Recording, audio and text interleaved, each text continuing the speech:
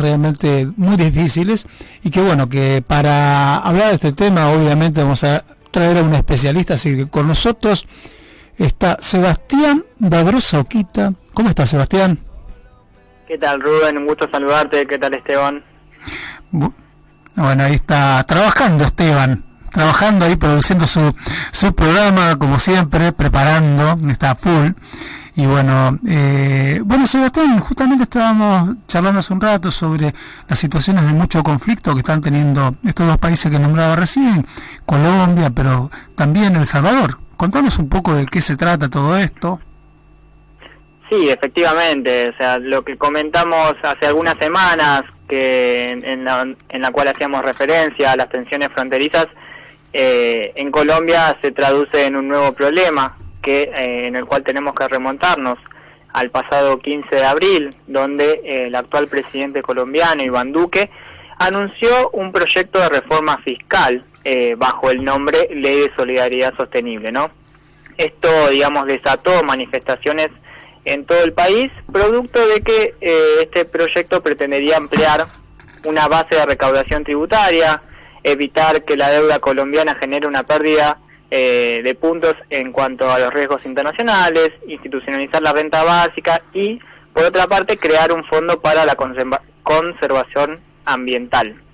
En efecto, esto no fue bien visto por la gran masa popular, digamos, que es parte de Colombia, y desató una serie de manifestaciones que se tornaron bastante violentas. Cuando hablamos de reforma, en este caso fiscal, tiene que ver con meterle la mano en el bolsillo a la gente, y seguramente en este caso la clase media y la clase baja iban a ser víctimas de esto también. Así que, y aparte ya era una olla a presión Colombia, que ya la pandemia hizo que se frenara un poco también esa revuelta que había tenido hace un par de años atrás. Sí, seguro.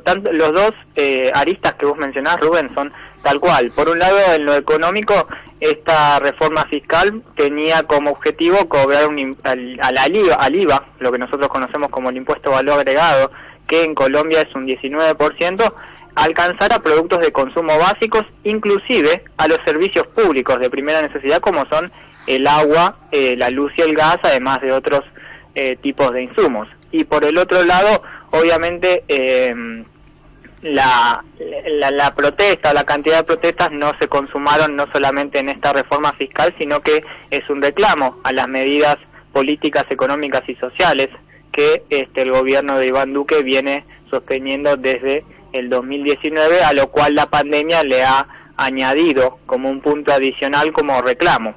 No está de más mencionar que en un reciente estudio de Colmex, Colombia está ubicado en la región como el tercer país con peor desempeño para enfrentar la pandemia, por supuesto detrás de Brasil, que es quien está peor categorizado. ¿Cómo sigue esto? Bueno, eso es imposible saberlo, pero porque muchas veces uno ve cómo empiezan los reclamos, pero la verdad que no puede prever cómo terminaría, porque eso ha tenido también una represión muy importante por parte de las autoridades colombianas. Sí, exactamente. Ahora, lo que más preocupa de estas manifestaciones fue la reacción del gobierno, quien ha optado por desplegar a las fuerzas militares en las calles, y eso ha tenido consecuencias inesperables. No nos olvidemos que hace unos años en Chile pasó una situación similar, obviamente con otro contexto, pero que tuvo una respuesta estatal que lejos estuvo de apaciguar o moderar el enfrentamiento con manifestaciones que no se podrían alejar mucho de lo pacífico, y esta posición del Estado que se torna más dura, o queriendo proteger a la ciudadanía, o queriendo prevalecer las capacidades estatales para proteger a la nación, esto ha traído un enfrentamiento violento que ha dejado decenas de víctimas y que ha dejado centenares de heridos. Las ciudades más afectadas, en donde incluso las protestas se perpetuaron, son Bogotá, Medellín, Barranquilla, pero donde más preocupa por la cantidad de víctimas que hubo en las últimas noches, que es donde los conflictos un poco escapan a los a los ojos de los medios. Fue en la ciudad de Cali, una ciudad que se ha tornado totalmente militarizada, donde la violencia policial continúa, y entre disturbios y bloqueos, tanto los comercios que se están desabasteciendo como los combustibles que también están escaseando, hacen que esto cada vez sea más preocupante. Y lo último que me gustaría añadir para pensar un poco cómo podría seguir este escenario de recrudecimiento, una vez más volvemos a usar esa palabra, y estamos en el mes de mayo, ¿no? Sí. Es la intervención por la violación a los derechos humanos. Tanto la Oficina de Derechos Humanos de las Naciones Unidas como la Unión Europea e incluso la Defensoría del Pueblo colombiana se han, digamos,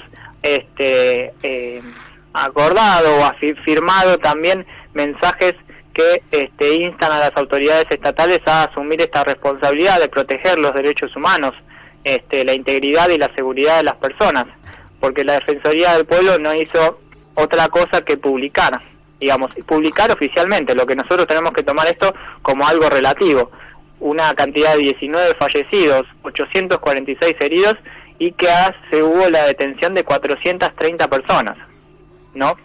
Esto como consecuencia, para cerrar este tema y viendo cómo está avanzando, llevó a que el presidente Duque el día domingo ordenara retirar esta propuesta de la reforma tributaria, donde no estuvo lejos de afirmar que presentará un nuevo proyecto.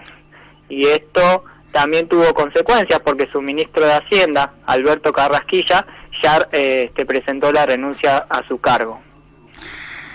Bueno, como para finalizar, es para finalizar el tema de Colombia. ¿Me esperás un minuto que vamos a la tanda y seguimos charlando ahora ya con otro país? Por supuesto, Rubén, a disposición. Baja un cambio. Enganchate a la radio. 88.9 FM Sur, la primera. Directo a tus sentidos. El municipio de Quilmes informa a los quilmeños y quilmeñas que pueden manifestar sus consultas, demandas y sugerencias llamando a los teléfonos de atención al vecino. Estos son el 0800-999-5656 o el 4350-3000, internos 5022 y 5023, de lunes a viernes de 8 a 18. Quilmes Gobierno.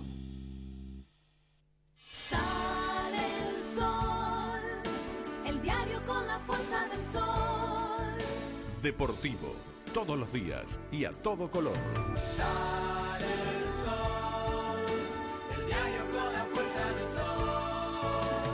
Sale el sol, la vida pasa por el sol. Más de 65.000 varelenses vacunados en los 11 centros de vacunación del distrito.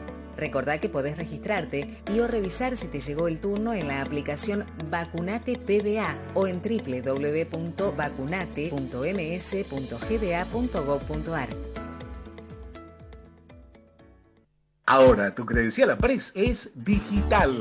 Tu cobertura médica en tu móvil. Protege a tu familia. Asociate y descargala. Además, asociándote a APRES Global, obtenés un 25% de descuento por 3 meses con beneficios adicionales como asistencia en viajes con cobertura COVID y descuentos en tus compras. Accede fácilmente ingresando desde donde estés a www.apresalud.com.ar y comenzá a disfrutar de sentirte protegido. Superintendencia de Servicios de Salud, Órgano de Control de Obras Sociales y Entidades de Medicina Prepaga. 0800-222-SALUD, 72583, www.sssalud.gov.ar, RNMP 111612. APRES ha obtenido el certificado Protocolo COVID de alcance internacional en la lucha contra la pandemia COVID-19 bajo la norma OSHA 3992/03 e ISO 19011-2018. ¿Te acordás de aquel día que sentiste como un deseo incontenible de dedicarle una canción que se la tenías que dedicar sí o sí? FM Sur 88.9, cómplices de tus emociones. Enteros de labios quebrados, Santonia siquiera sonando. Bueno, seguimos con Sebastián de Agrosa Oquita analizando algunos conflictos internacionales y bueno, esto finalizábamos recién con Colombia, pero bueno, siguiendo ahí la línea de Centroamérica, tenemos un país chico, pero que no por ser chico deja de ser conflictivo. Estamos hablando de El Salvador. Contanos un poco cuál es el conflicto en este país centroamericano. Así es, Rubén, como vos lo mencionabas, es uno de los 3 países que forman parte del Triángulo del Norte, con Honduras y Nicaragua, y ha pasado, digamos, a los medios este fin de semana por una especie de arremetida contra el Poder Judicial y la Fiscalía. Esto hay que tenerlo de antemano, pensado en un contexto en el cual hace poco, en el mes de febrero, hubo elecciones legislativas en las cuales el presidente, o mejor dicho, el partido del presidente obtuvo una mayoría casi absoluta en los comicios parlamentarios, lo cual le da un poder bastante agrandado, un recurso más en cuanto a las normas a disponer. Y efectivamente este arremetimiento contra el Poder Judicial ha creado, así como el descontento con la gestión de la pandemia, una tensión social a la que se suman otros países y los diferentes organismos internacionales. Hay que tener presente de antemano que el presidente Nayib Bukele es un presidente joven, por sobre todas las cosas es el presidente más joven del continente, con 39 años, y ha asumido su gestión en el año 2009. Él previamente fue alcalde de la capital, San Salvador, desde 2015 a 2018, y eso, digamos, fue su rampa de lanzamiento hacia la presidencia. Esto, digamos, sus recientes decisiones en cuanto al Poder Judicial no se han podido ver menos que denunciadas como un golpe de Estado o el tránsito hacia una autocracia, donde la destitución de los magistrados que han en el último tiempo emitido algunos fallos polémicos con respecto a los decretos de restricciones sanitarias que impulsó el mandatario, se vieron respaldadas por este último, afirmando que los jueces le buscaron quitar prerrogativas.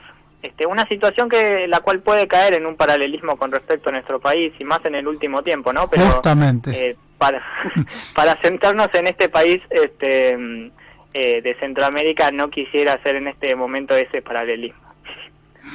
Bueno, ¿y cómo continúa esto? Porque, claro, el poder judicial en muchos de estos países es muy importante. No nos olvidemos la historia de Honduras hace algunos años. Entonces, me parece que debe ser preocupante, ¿no? Porque me parece que están manejando, el poder judicial otro tipo de intervención en los gobiernos. Sí, estoy totalmente de acuerdo con vos.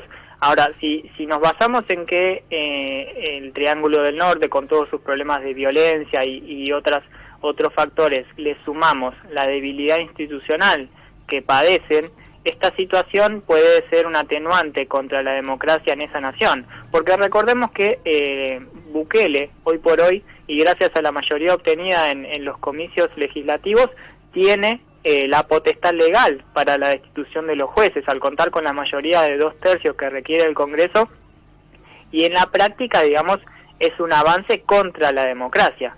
El problema que ha suscitado, digamos, se ve por quienes son los que conforman tanto ahora el Consejo de la Magistratura, sería en esa nación, como la Fiscalía. Esto, digamos, sin dudas sienta un precedente para el futuro de las decisiones que se tomen en el Poder Judicial de esa nación, ¿no?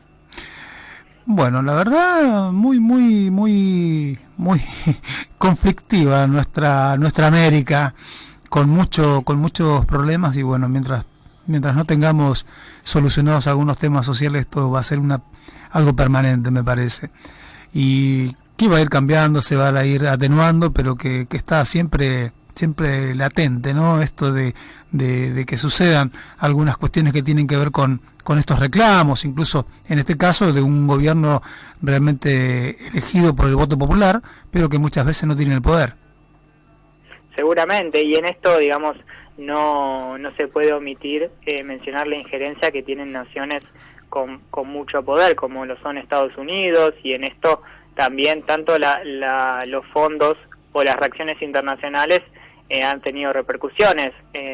Hay que reconocer que Estados Unidos no se ha pronunciado y no ha atendido el llamado que ha emitido Bukele hacia la nación norteamericana para hacer una especie de defensa o respaldo con respecto a la decisión, lo cual también deja un poco pululando la decisión de este mandatario, en la cual, digamos, hay que tener presente que los medios, algunos respaldan y otros se oponen radicalmente, y eso no es moneda corriente de nuestro país, sino que sucede en cada una de las naciones donde hay una polarización tan acérrima. Bueno, la verdad muy interesante, esperemos que a ver qué novedades hay, esperemos que el Poder Judicial claro, que no entorpezca también esta situación sanitaria que está atravesando el mundo, y que los presidentes en la mayoría de los casos buscan lo mejor para su pueblo, y a veces con medidas que no son simpáticas, que nos gustan a todos, pero que lamentablemente todavía la humanidad, mientras no esté vacunada, no tiene otros recursos más que las restricciones. Así que esperemos que esto no finalice mal. Así que ojalá que esto suceda. No, por supuesto, más allá de la situación sanitaria y excepcional, que no se pierda de vista que un principio que rige a las democracias es la división de poderes, y realmente esto es una embestida en contra de ello, y es una preocupación no solo para esa nación, sino para el resto de los países aledaños. Bueno, Sebastián, muchísimas gracias por esta charla, siempre aclarándonos algunas dudas que tenemos con respecto a situaciones de conflicto que están viviendo países hermanos, en algunos casos, países que son parte de la Hispanoamérica, del legado de Hispanoamérica que ha quedado, digo, porque son países que nos hermanan el idioma y algunas costumbres también. Así que esperemos, bueno, la semana que viene charlar sobre algún otro tema que tenga que ver también con situaciones que son conflictivas. Si no hay, aparecen en estos días, ¿eh? Por supuesto, sobran, sí.